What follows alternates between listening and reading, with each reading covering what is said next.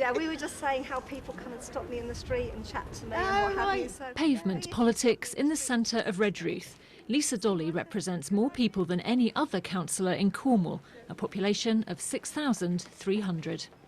You do it, you cope with it, and you do it because you want to do it to help people. It's a vocation.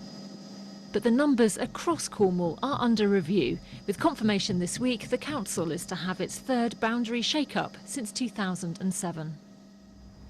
The Boundary Commission says local government is changing, and nowhere will that be more evident than here in Cornwall. It wants this review to ask fundamental questions and to involve far-reaching thinking to see how the council can best represent the people who live here.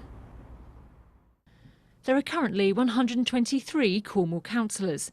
There's no official target for how much that number should be cut, but the Sunday Politics understands a council chamber of between 30 and 107 councillors would be acceptable to the Boundary Commission. Slashing councillors to just 30 would mean the average electorate per councillor would increase from 3,500 at the moment to around 14,000. What we want to be clear of is this going to be a review that best suits Cornwall and its democracy, or a review that best suits George Osborne and whatever he has planned for shrinking local government? Late last year, the Boundary Commission visited and asked for the authority's view on the future number of councillors by this March. It didn't go down well at County Hall, where the ink was still drying on its devolution deal.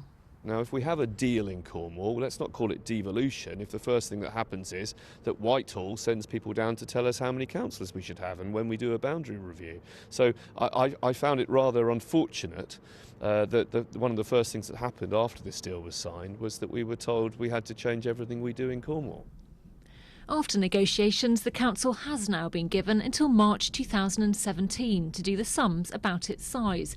New divisions will be confirmed the following year and officially start at the 2021 elections. A key target is to even out the number of voters councillors represent. In highly populated Redruth North, Councillor Dolly has got an open mind. There are between 60 and 80 of us who work really, really hard, who are always able to be at County Hall. Not everybody's always able to be at County Hall. So you think the council could cope with fewer councillors? That's a very challenging question to ask me to put my neck on the block. I think it probably could, yes. Right at the other end of the population scale, at just 1,900, is Liskeard North. Starting at the edge of the town, the division quickly becomes rural, but the member here says that's changing. There's going to be state about 90 odd houses in there probably, and this part of the town, that side of the houses, they're destined to have around 400 odd houses in the next few years. So it's a growing ward. And he says there's already plenty to do. Someone told me once we're supposed to do our job in 22 hours a week. You can't. Anyone who says to you they can do the job in 22 hours isn't doing it. Senior figures at County Hall say it's too early to be discussing any specific figures, but the devolution deal they signed last year clearly states it's expected the number of councillors will be reduced, an agreement they may live to regret.